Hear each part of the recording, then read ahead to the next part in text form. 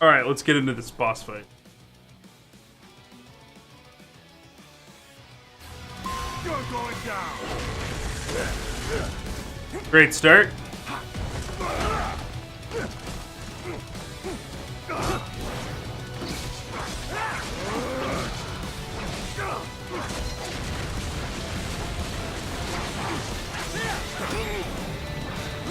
I can't see when he's attacking. So I'm giving you another shot. And he's doing a ton of unblockable attacks. Buddy, answer me. Raiden? This fight sucks. It is super imbalanced.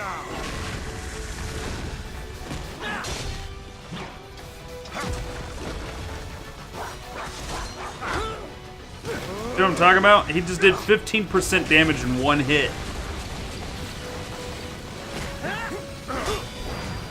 You're going down.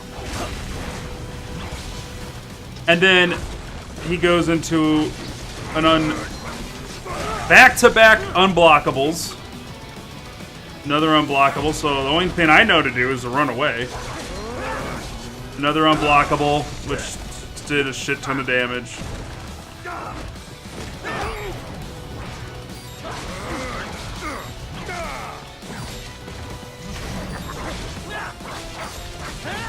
I'm gonna knock you out.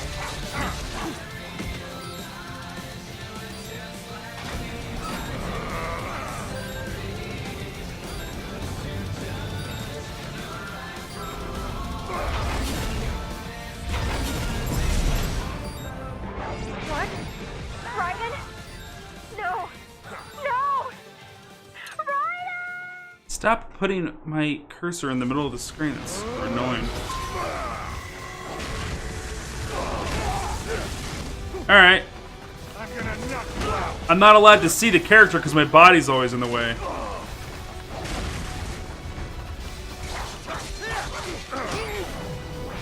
Alright. Just restarting that one. See how it keeps putting the damn cursor in the middle of the screen? That pisses me off.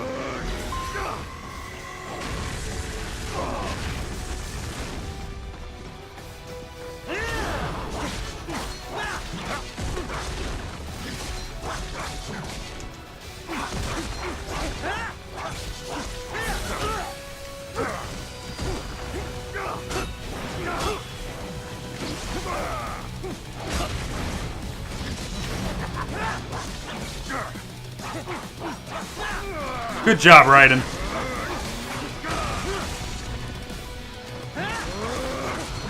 Die, you little shit. Raiden, what's wrong? Answer me. I told you guys, this fight is stupid hard. And then how many times do I gotta move my fucking mouse?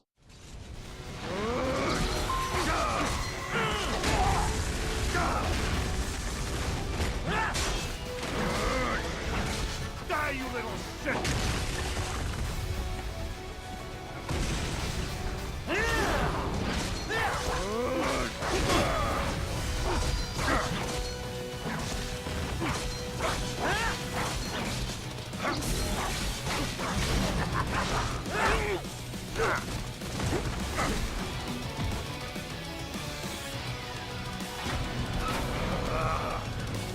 Alright, let's try this again.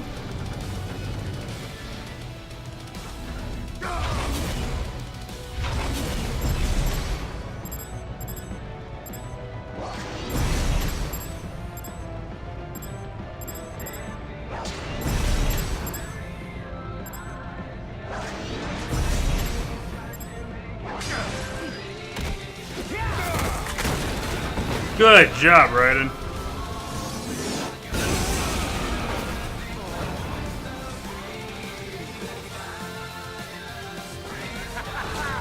This is the greatest fight of my life.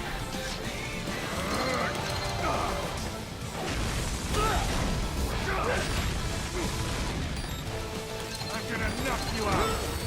Fuck!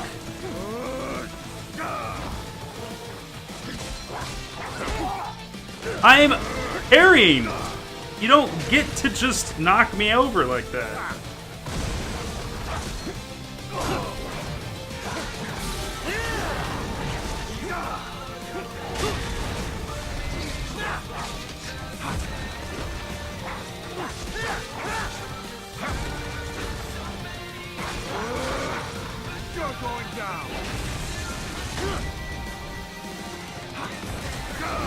Incredible amounts of cheating. You're going down.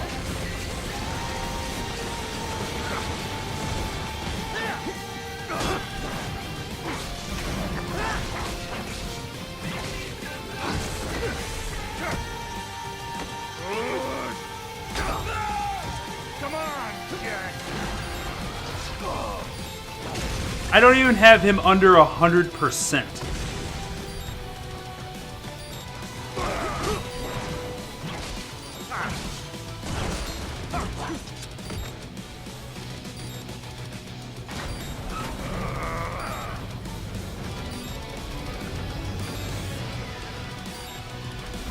There we go.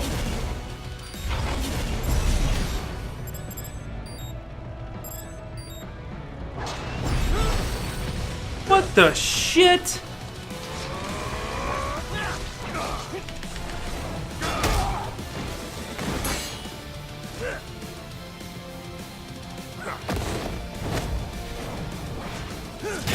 Oh!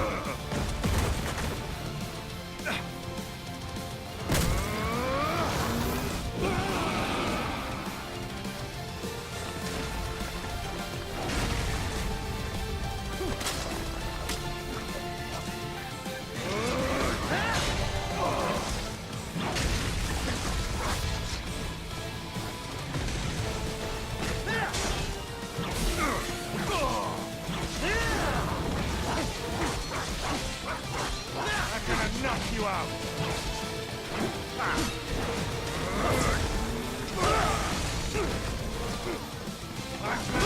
It'd be so awesome if I could do anything other than have to run away when he's doing a unblockable attack. Like if I could hit stun him out, or just like a little bit of creativity with that, as opposed to just run.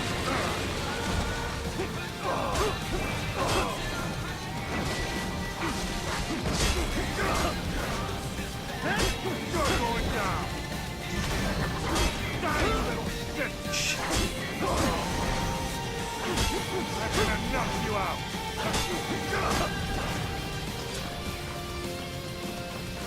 He's just regenerating health. There's nothing I can do about it.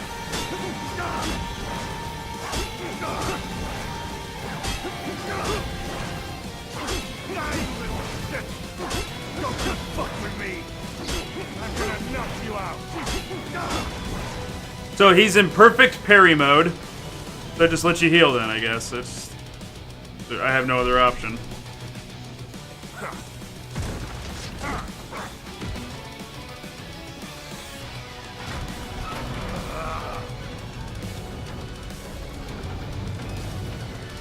I don't remember how you beat him, but I remember being really fucking angry at this fight. I don't care for how it's designed.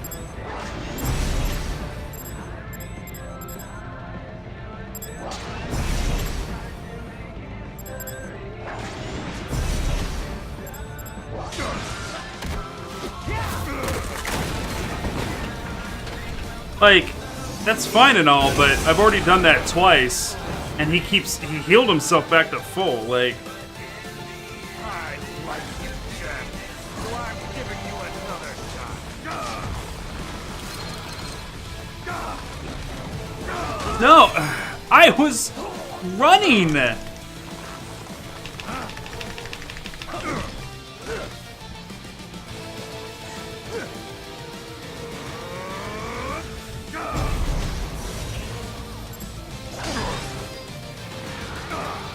I'll blow you away. Fuck you, dude.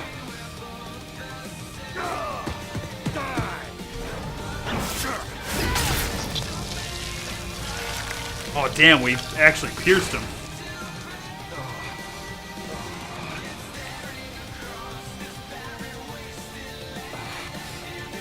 Are you dead? You're at 107% health. You guys can't see it, it's back here. Ah, you dumb son of a bitch!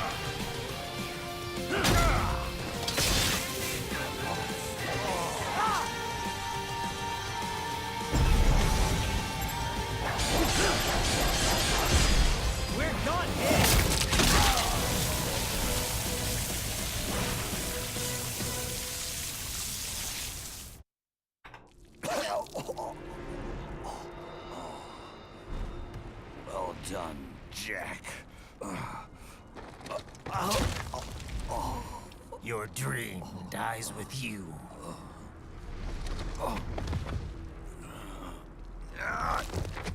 Oh, maybe not.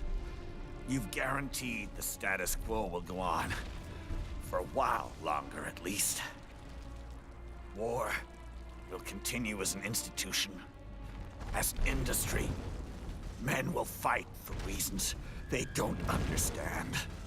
Causes they don't believe in.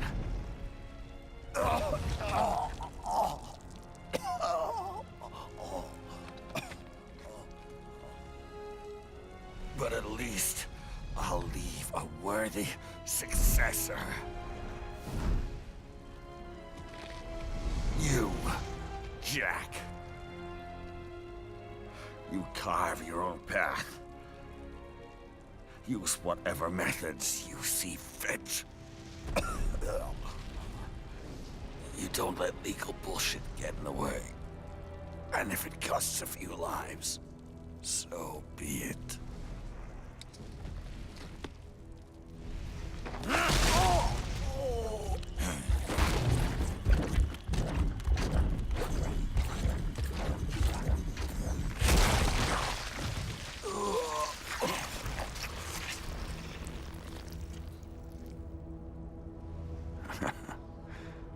Deep inside, we're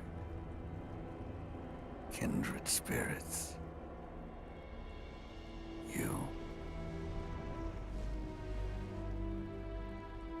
and I.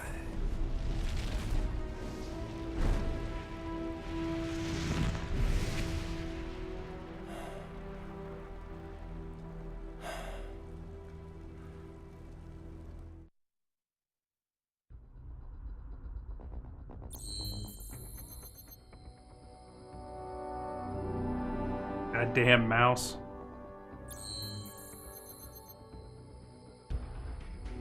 Hello, Josh. How you doing, bud? So that's how you beat that boss, okay? So he's supposed to be demoralizing. Like, oh my god, no matter what I do, I can't beat this guy and he's healing himself, blah, blah. It's a scripted event. You're supposed to dish out X amount of damage while keeping yourself alive from X amount of damage. That's it. That's how that fight works. So like I love Platinum games. Like they do a really, really, really good job with their stuff. I've never liked that boss fight. Because it's scripted like that, that means everything you're doing doesn't matter. So that means like when I parry awesome, that doesn't matter. When I actually get like a critical hit off, that doesn't matter. Like a lot of things don't matter because of the way they designed that fight. The fact that he's healing doesn't matter. And you don't know that in the moment, sure, but like after the fact, your brain goes back and undoes everything. So what would have been an awesome fight gets turned into, oh, this was actually super fucking easy. Like it wasn't anywhere close to being hard, which kind of sucks, you know what I mean?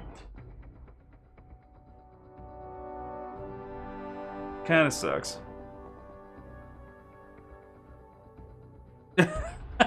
Thanks, Fast Break Jake. But yeah. But regardless of that, this whole game is freaking amazing. So we unlock the high frequency Muramasa and an infinite Wig A.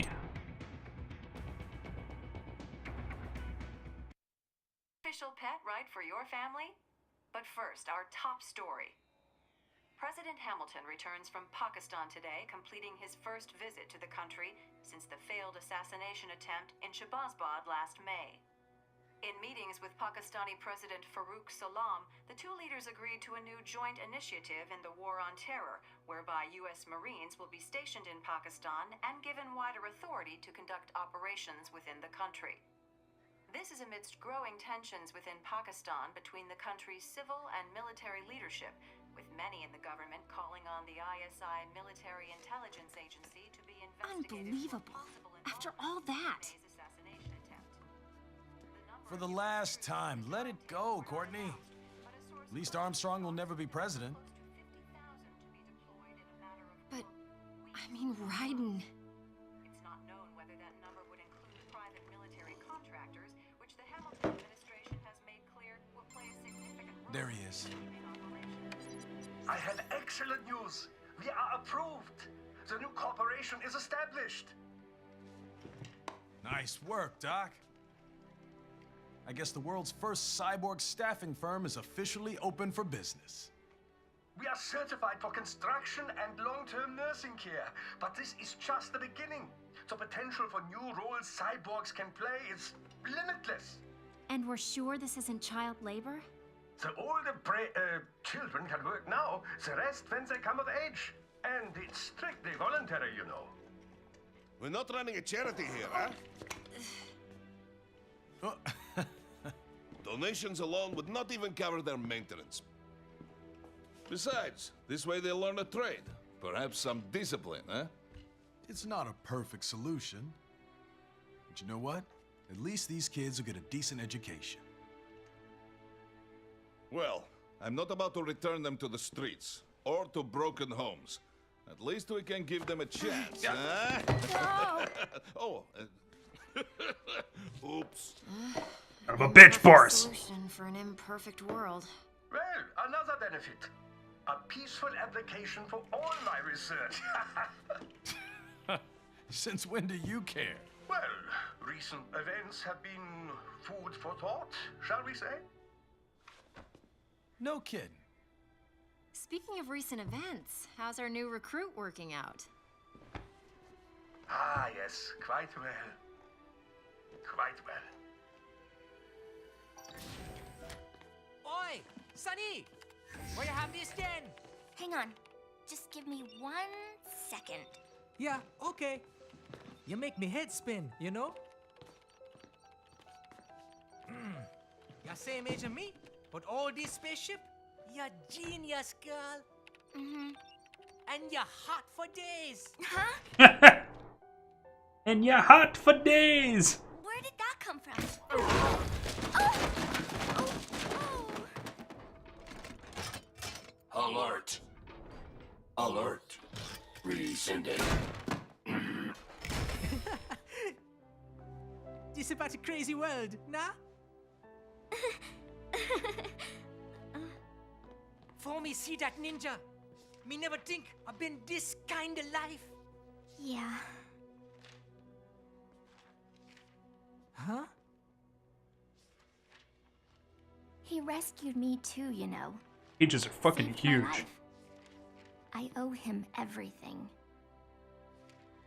To some people, he'll always be Jack the Ripper.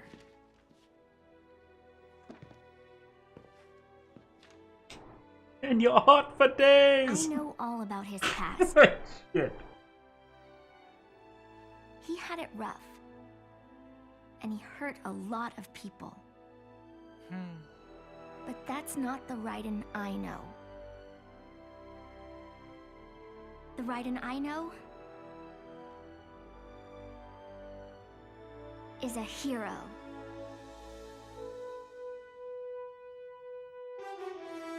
Ba-ba-bum.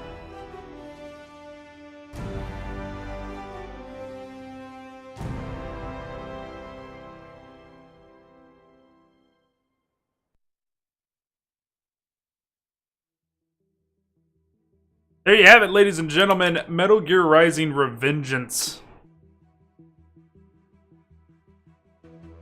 That's game. That's game. So, of course, it does take place in the Metal Gear universe. We see Sonny. We do see a Metal Gear. They talk about Sons of the Patriots, the whole Patriot system, war economy, and stuff like that. But it is a Platinum Games game.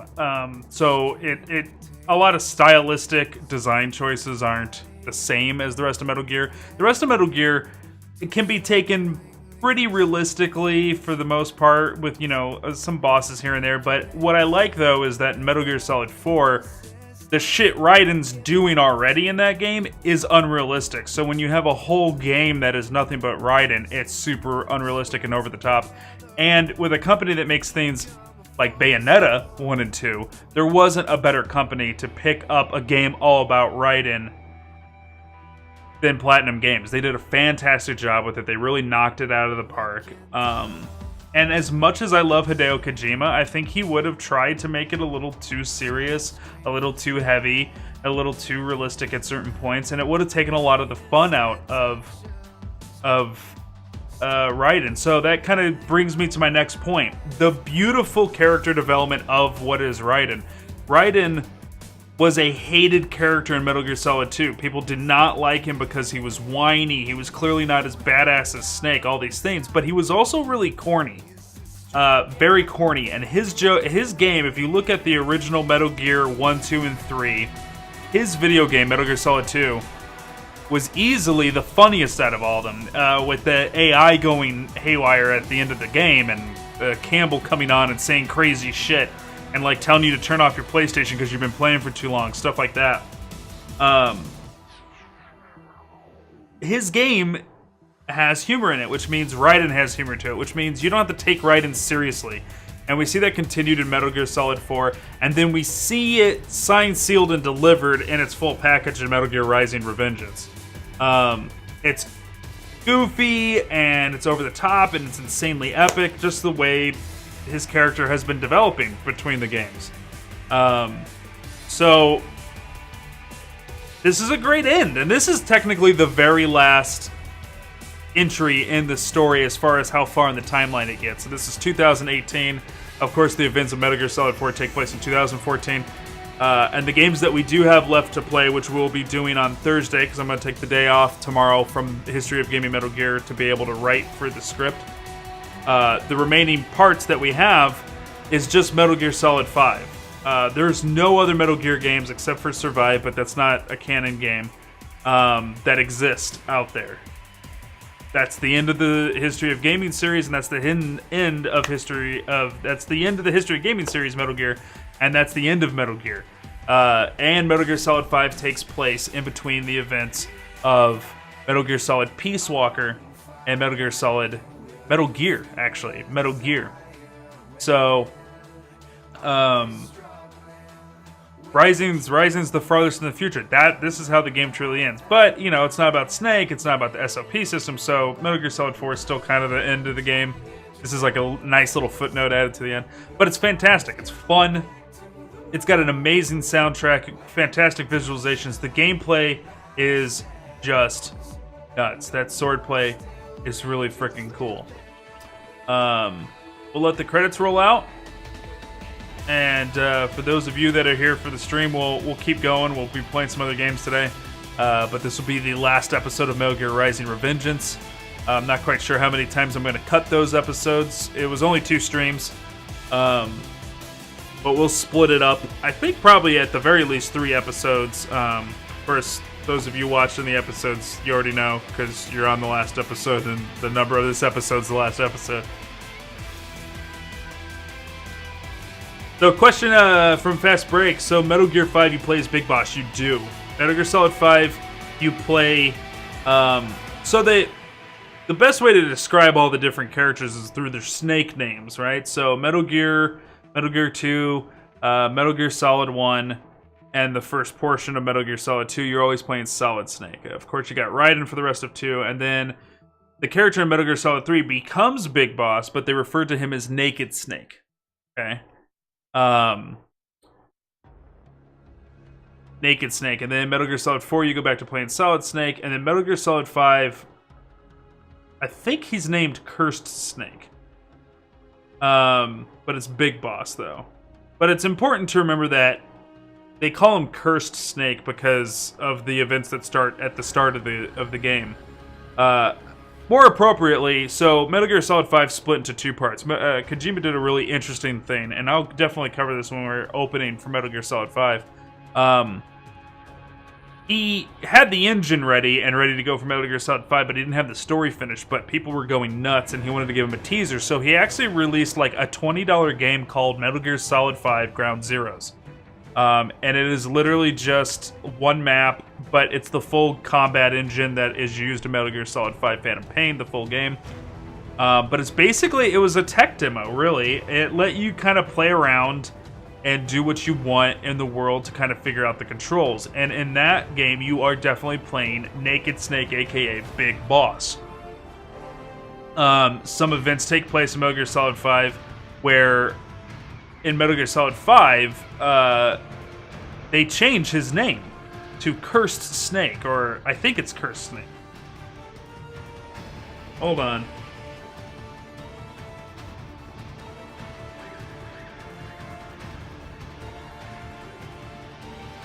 It's not Cursed Snake.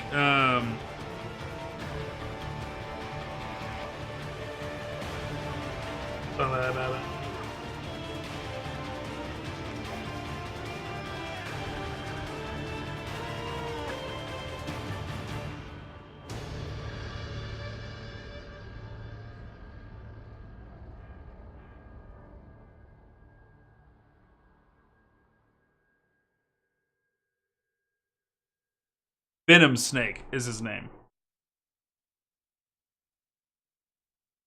And how's business? Oh, good, good. Herr Doctor's research and staffing service certainly help. I hear World Marshal's looking for a buyer. Well, you cost them a lot of money, huh? Not to mention killing their funding. Literally. The break-taking program is finished, but the larger company is not, I'm afraid. Someone will buy them. PMCs are in demand once again. Yeah. Fighting for reasons they don't understand. Causes they don't believe in. Beg pardon? No. Nothing. So, your mind is made? You will not come back. Sorry, Boris. I understand. But then, what will you do?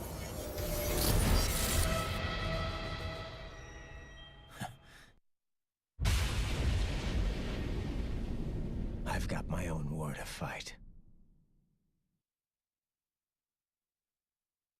And we never see him again.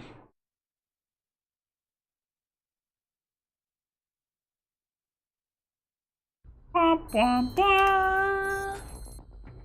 So it's Venom Snake. So it's interesting to make sure that we mention that, because at the beginning of Metal Gear Solid 5, the events that take place change Big Boss, and he's a different character. So it's Solid Snake, Naked Snake, Liquid Snake, Solidus Snake, and then Venom Snake, which is like, it's a rehashing of Big Boss.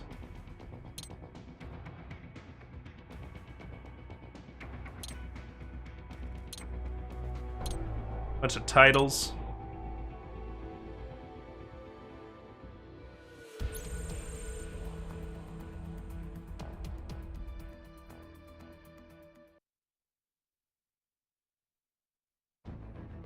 Bum bum bum bum bum bum bum bum bum bum bum. Super loud.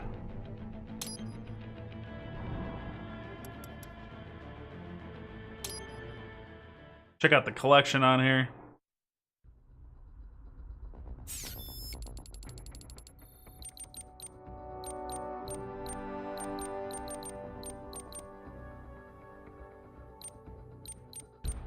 So those arms that we were collecting. People on the development team. How we get IDs unlocked and stuff like that. And that's how you unlock other special items in the game. You collect more of those arms. And you unlock more and more special stuff.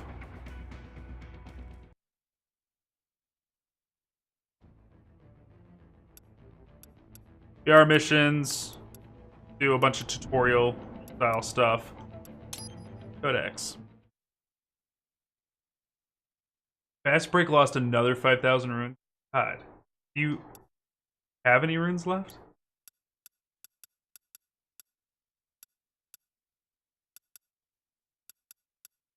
That's just conversations. There you go, ladies and gentlemen.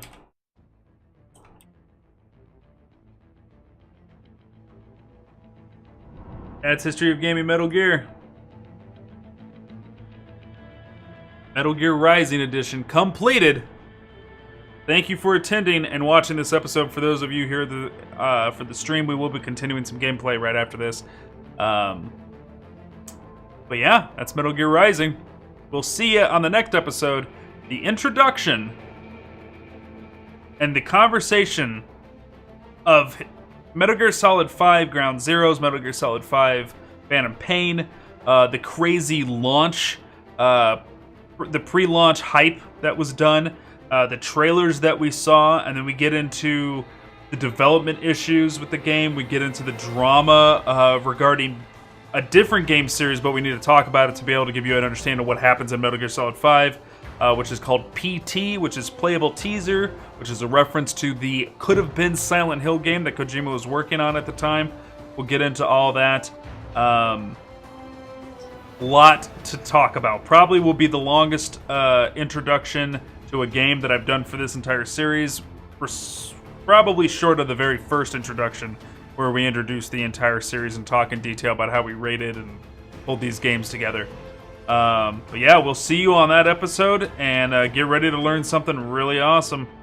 And not so awesome. We'll see you then.